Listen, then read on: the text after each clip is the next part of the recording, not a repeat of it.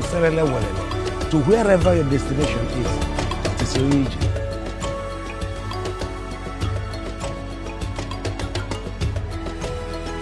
Oyije moto. Keronya butelfa. Oyije. Bokopi, say bokopi. Bokopi.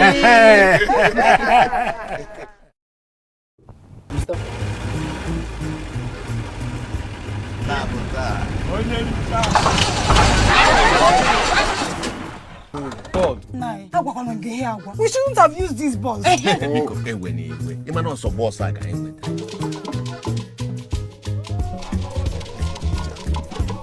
Hello, Nne. Where are you guys? Our car broke down. Oh my God. Adugo, why are you worried? Okay, me. Ndewo efishioma afambo noma anana batagina olundi ni voice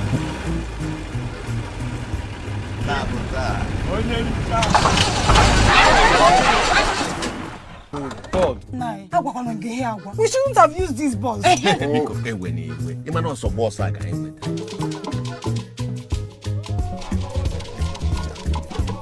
Hello, Nne. Where are you guys? Ụmụ Igbo efifioma afambo noma na anabata gị n'ogige Olundi Igbo Voice of the East. Ebe anyị na-ewetalugu obibi ndụ ya na ọdịmma ndị Igbo. Daalụ ka ịnọnyela anyị tata. Ihe anyị na-akpaba na ogige a bụ ife gbasalụ politics, ọkachasị ka o si wee gbasata ana Igbo be anyị. Wee gbasata ụmụ Igbo. Tata bụ ụbọchị Orie, bụrụkwa ụbọchị nke 10 n'ọnwa October 2025. Na-asị gị bịa na onwego ka o si wee dị n'obodo, maka ọ na-abụ ifuru amụ na meya otu anyị ma na onwego ka o si wee dị n'obodo, anyị achọkwa n'itinye ọnụ ka anyị malụ ife a na-eme ọ gbasala anyị malụ mgbe asị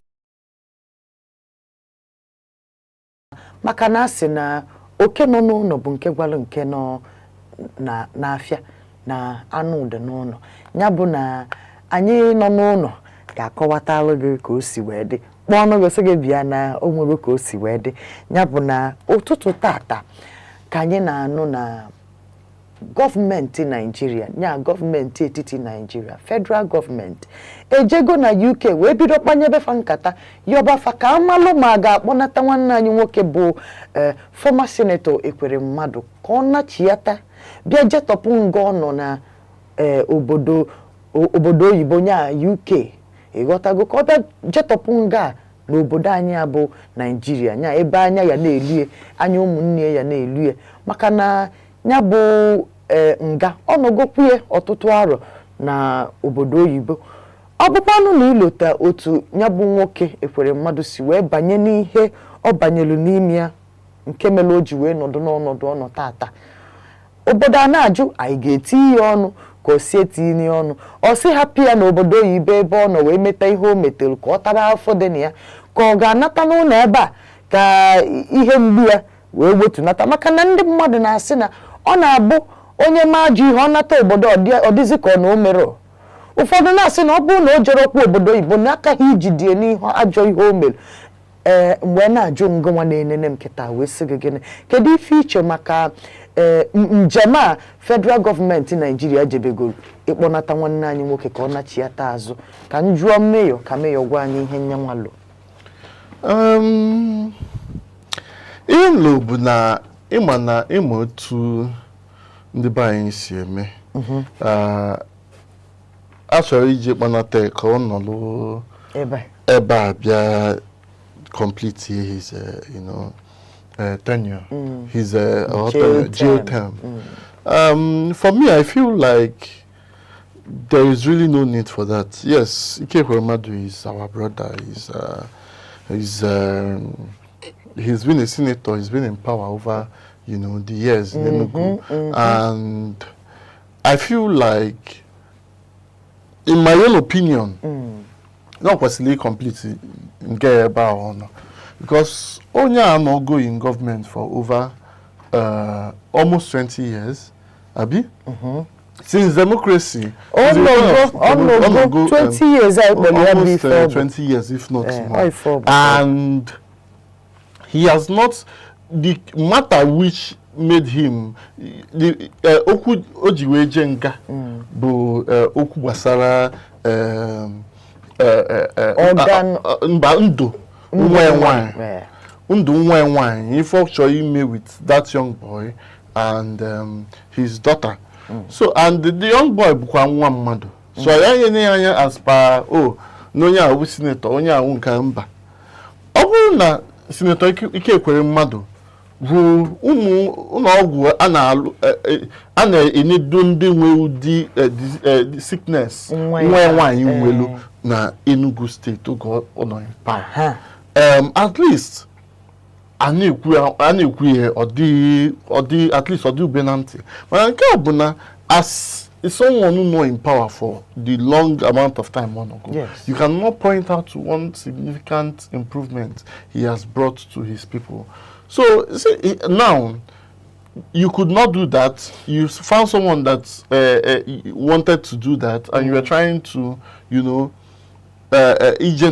change the person. Among HF Gumkadi.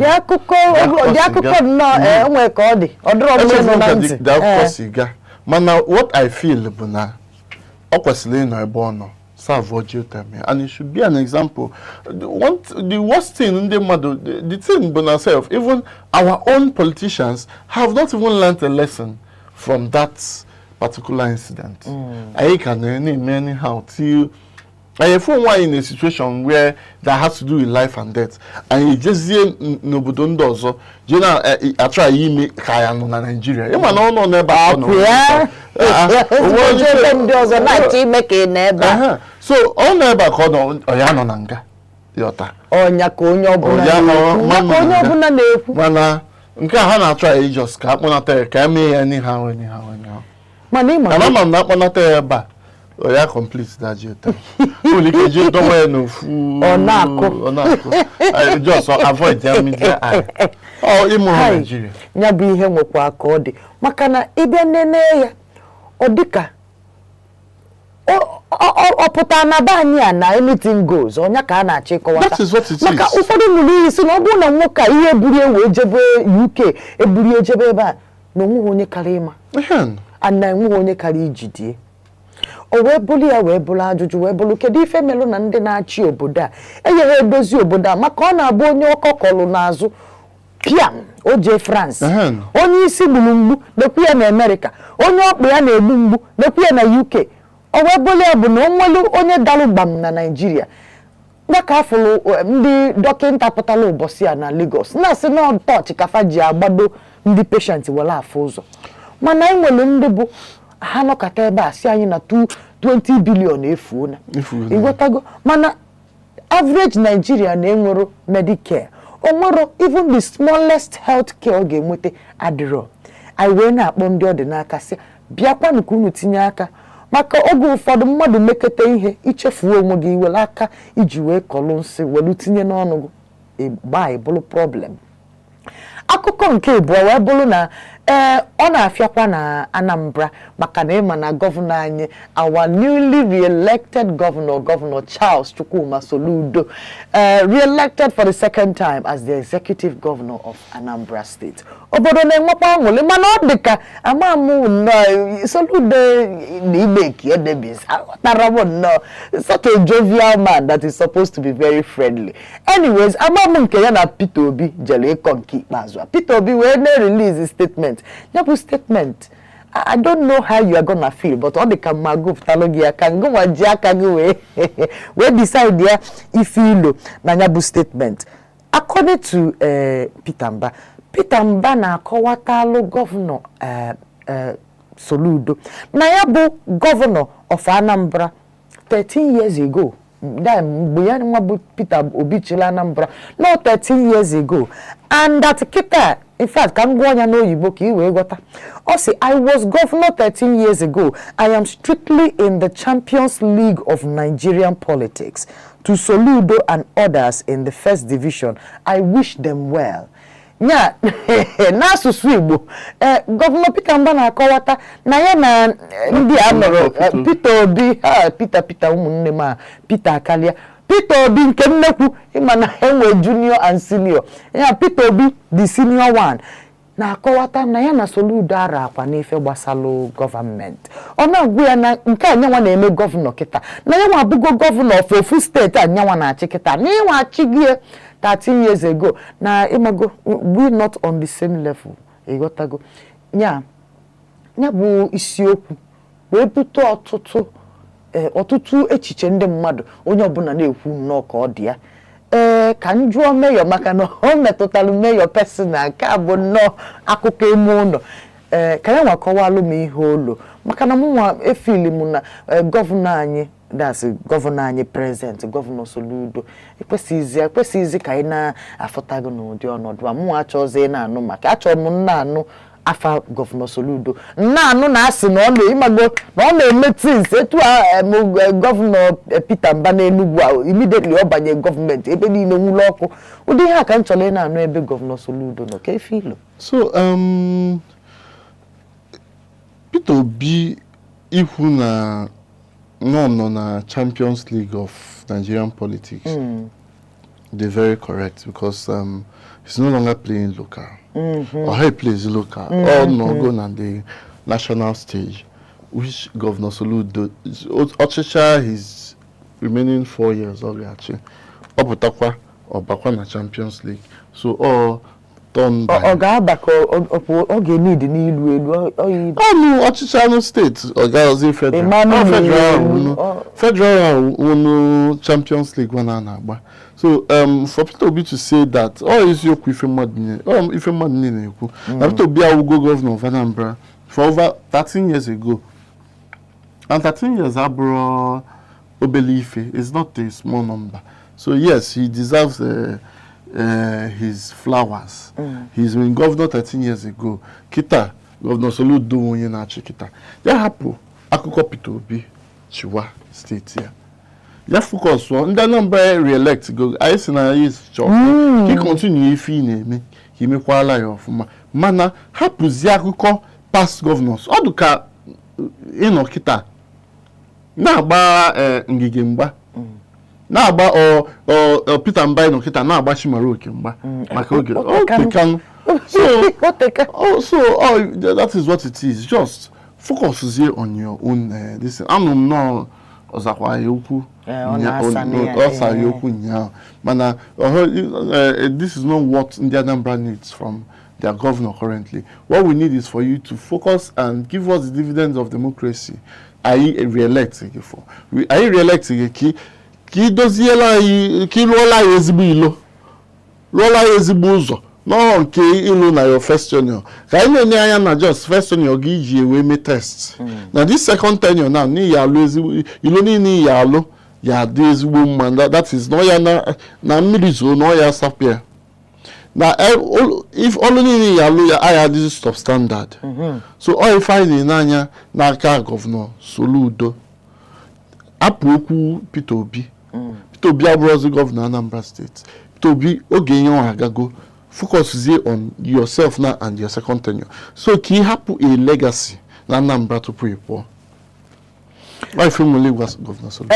I'd like him obi dị m mma na ndụmọdụ a mayor na-enye gọvanọ anyị maka na ọ dị mkpa dị ebube ọ dị oke mkpa na gọvanọ anyị ga-agbado anya n'ife gbasalụ gọọmenti tinye anya n'ife gbasalụ gọọmenti ka ọ bụrụgodo ebe a maka nke bụ eziokwu bụ na anyị bụ ndị Igbo oge elugo mgbe ihe ọma ga-eme anyị ihe ọma kwesịrị na-eme anyị ọ kwesịrị ebe ọbụla anyị nọ anyị na-afụta ihe ọma ndị anyị tinyekwara n'ọnụ ụzọ ebe ike dị ndị anyị tinyere obodo n'aka sifa ngwa na anyị nwere nchekwude n'ebe unu nọ ngwa tinyelu na anyị aka chekwaba obodo biko nu gbaanụ mbọ ka unu na-eme ife anyị na unu kpalụ anyị eje ka anyị jee afịa maka na ịnanya ndị na-akwado anyị enyebego anyị ụgbana si anyị ngwa anyị jee ka anyị afịa anyị pụtakwa ka anyị gakwa na enwere ụfọdụ akụkọ ndị ọzọ fọrọ na anyị ka ya akọ ka anyị bịanụ.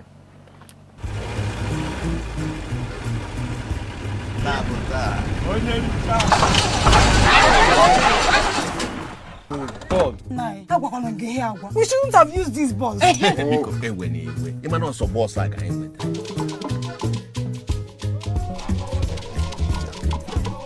Hello, Nne.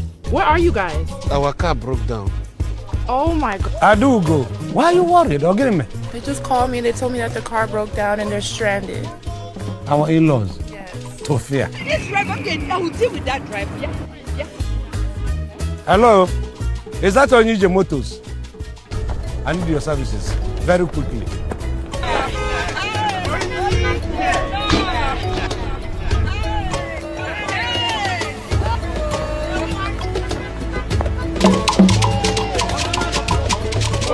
My lord. You're welcome. I don't want. Iye bulu mmanya. Je gosi anyi onye se na ogina. Iba ya kwa na ya no. So take this one, show us the person.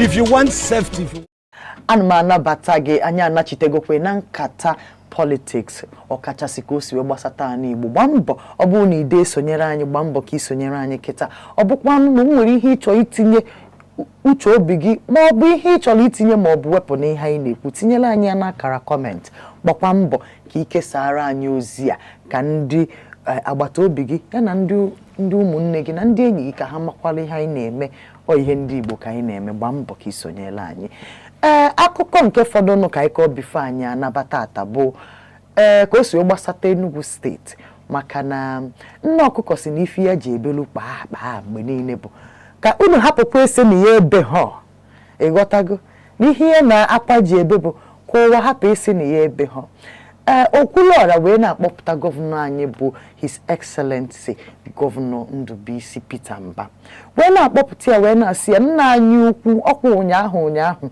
ka Okwuluora bụ onye na-apụta n'igwe na-agbasa ozi ma na-enyelụkwa ndị mmadụ aka onye ya na-akpọtụ n'ife gbasara ndozi obodo onye ka ọ pụta wee na-akpọ gọvanọ anyị wee sị ya hey gọvanọ anyị na mgbe ịbanyekwelu n'ọchịchị ebe niile na-akpọtụkwa afa gị na-enwu ọkụ maka na ọlụ zuru gị ahụ ọrụ ị na-alụ onye ọbụla na-afịa mana ịpụtalụ gwa anyị bụ ndị obodo si anyị biko na ebe anyị nọ wee rọpụta gị iji wee banye n'ọchịchị na ọ bụrụzikwa ebe a ka ị chọrọ ịbanye na ị chọrọ ịbanye na pati na-achịkwaba obodo ya National Party nke prezidenti anyị nọ n'ime bụ President Bola Ahmed Tinubu ise na ị chọrọ ka ije ka gị na ya unu ije ya nso na ị chọrọ iji ya nso na ọ ga-enyela Enugu aka na ọ ga-enyela obodo aka na ọ ga-enyela anyị niile aka nwekwa onye kwuru okwu maka na anyị fụrụ n'anya anyị si na ọ dị anyị mma ọ bụ ha na ọ dịghị mma ọ dị anyị mma Enugu niile so ogu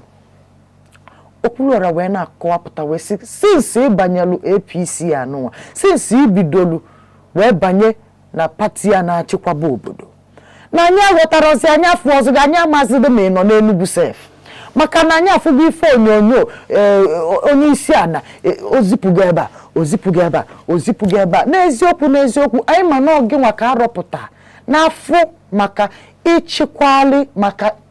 nchikwagharị ya na ichekwaba ihe gbasatarụ security apparatus dị n'obodo anụ m n'ọgụ nwa ka ọ dị n'aka according to president ọ sị na ị ga-eme overhaul that is ife niile gbasara training of military personnel na Nigeria n'ọgụ nwa ka ọ dị n'aka idozie ma barracks ma training colleges navy army ebe niile asụ n'ọgụ nwa ka o nyelie ka idozie ya Okwuluora wee na-ajụ wee na-asị gọvanọ anyị biko ọlụ a enyelu gị banyere ịlụ kịta ọ ga-enyekwa gị ohere ịmalitekwa ọrụ ị na-arụrụ anyị n'Enugu ka ọ dịzi maka nke ikpeazụ a over 1 month kịta onwe ezikwa ihe anyị na-afụ a na-alụ ndị ọrụ niile anyị fụgasị ebe niile ma ndị nke nọ n'Abakpa ma ndị nọ na Independence Layout ndị nọ na New Haven ebe niile a na-alụgasị ọrụ anyị afụcharọzikwa ha anyị ewee na-ajụ biko ọrụ ebe ịbanyelụ nke ọfụrụ a anyị ka ga-enwetakwa ihe anyị fụrụ n'anya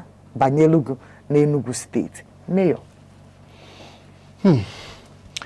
tupu Okwuluora kwuo ife okwulu ndị ọzọ ikwu ego na Twitter and o bidoro oge gọvanọ ebido anyị fụ ya na ọdụkọ Ogun steeti ka anyị fụ ya the first time fụkwa ya na ọdụkọ Lagos fụkwa ya na Rivers State banya o jealigo nnọọ wee anaghị ajụzi na since ọbal APC ya hafụzi ya n'Enugu no si ebe a oje ebe a si ebe a oje ebe a na very soon no ya ebido solu ndị governors na-eje welcome president na airport na ha solege America hejeli to na plane welcome so I say ndị Enugu ni ihu governor anya ma ndekwa mma no dey ha ife ndị Enugu na-ekwu na APC mana o nwere ife melu recently APC governors who visit Niger State are from governor are from here so o gosi no nwere ike ọ na balance maka since ọbala APC ịgwa gị eziokwu ya fụbụ anything but normally before anyị na-afọ no round about ka na-edozi flower na-afụnụ ya n'anya n'oge ụfọdụ nye nwa onwe ejiri aka ya gbafela anya ma na gọvanọ anyị amakwa na anyị dị so mana nke a amazing the last time ma moto ye na-agafe ya fụrụ anyị mana nwa gọvanọ anyị dị stable ọ na-anị ya ọ nọ in town so mana anyị fụkwa ko welcome ndị organizer Afrif na o nwekwalo the other day so o gosi no batago so to our dear governor your people na ajụjụ ka ife melu since ibal APC ayafubo your brake lights na Enugu ebe anyị na-afụgo bụ na Lagos Ogun na Rivers and these places this is not the reason why we elected you and we hope to hear a positive feedback from you positive feedback how we release the statement positive feedback you go see just mapụtakwa one development nye anyị ka anyị ma na not the same Peter Mba jelu CAPDP by APC and na na connect quite to the center by walk by always na alụ n'Enugu no ho by ida agari na agari gbasara ndị Enugu connect na connect to the center who me ka ifa na na center afụbekwe m onye emisi na-etu a just obele 2 days ọ na-anọrọ onye ọbụla na-asị ya na okay malụ anyị fugu n'anya obodo fugu n'anya obodo ihe na-eme obodo fulu ya n'anya ọlụ ị na-alụ n'Enugu obodo na-akụsa aka ewe m na-ayọ gosi gị biko nna ahụ ewekwe n'iwe ala atakwa n'anya maka na ụfọdụ ndị nọ na pati una ọnwụ ụdị agwa ha na-akpaba oge ụfọdụ anyị nwa nọ n'akụkụ na-enene na-asị ọgụ na-eme anyị na-asị gị biko nna ahụ lotekwa Enugu etu isi wee fu Enugu n'anya na-achị idozi Enugu ịgbakwa onye bi Enugu nke ikpeazụ ọ na-ebe waha ihe ga na-anọ bụ waha ọ dịka siren maka na o nwezi onye na-aghọta ebe even the minister for arts and culture who have favorite city in Nigeria now right now Enugu mgbe ga people na December na-abịa na ọkwa onye na Enugu ihe ga na-anụ bụ siren wow maka na nke bụ eziokwu bụ na nwoke ejidego obodo ịmago onwe fa na-akpọ facelift n'oyibo o facelift mana ọ kwụsịrị ebe mba nọ ya ka anyị na-ayọ n'iya si anyị akwụsị na n'ụzọ biko idupụtakwa na anyị gbarapụ anyị n'etiti ụzọ ịmago chụrụ ihe ọzọ gawa na chite aka unu ji aga dị mma anyị fụrụ ihe Alex Oti na-eme na Abia steeti na-afụ ihe ngụnwa na-achọ imelu ndị Enugu na-ayọkwanụ gọvanọ anyị nọ na Anambra biko nna ahụ gọvanọ Charles Chukwuma Soludo biko papa tinye ifụlụ ndị anyị na-akpọgasị afa kịta na fa na-eme ọfụma achọrọ m ka afa gị baa n'ebe ahụ ma gọvanọ Imo steeti gọvanọ Ebonyi ama the last time ka hali mana achọrọ eyi ya biko last time I know achọrọ m eyi ya biko achọrọ m eyi ọgụ biko gọvanọ Francis Nwifuru I have special ịmakwa ịghọtago otego mụ na gị dị na mma biko ana m ayọ gị nna ahụ achọrọ m ka ndị anyị nyelu aka n'obodo a ka ha na-etinyere anyị aka n'obodo a ka ha na-echekwala anyị obodo na-akwadola anyị obodo achọrọ m ka unu mee anyị ka anyị nwee nchekwube na ọlụ anyị gwara unu lụọ n'unu na-alụ ya afa m bụ Nneọma gị bụ onye Igbo ebe ọbụla ị nọkwanụ anyị na-ene ndị ọchịchị anya ka ha kpaa agwa ọfụma gị nwa na onwe gị na-akpakwa n'ezigbo agwa onwekwa na onye nọ gị na-akwụ welu nwa ịfụnanya nọdebie welu ịfụnanya sodie sodekwa onwe gị ka ya bụ ihe na-aga aga meyo kene ndị be anyị anyị ga-afụ unu n'ụbọchị Mọnde izuụka ụbọchị niile fọ n'izuụka ya gara anyị nche ọfụma ka ọ dịnụ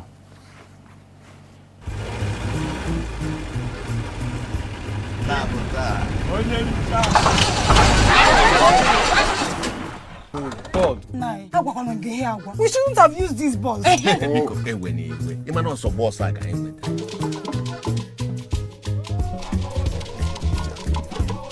Hello, Nne. Where are you guys? Our car broke down. Oh my God. Adugo, why are you worried? Me. They just called me. They told me that the car broke down and they're stranded. Our in-laws. Yes. Sophia. This driver can now deal with that driver. Yeah. Hello.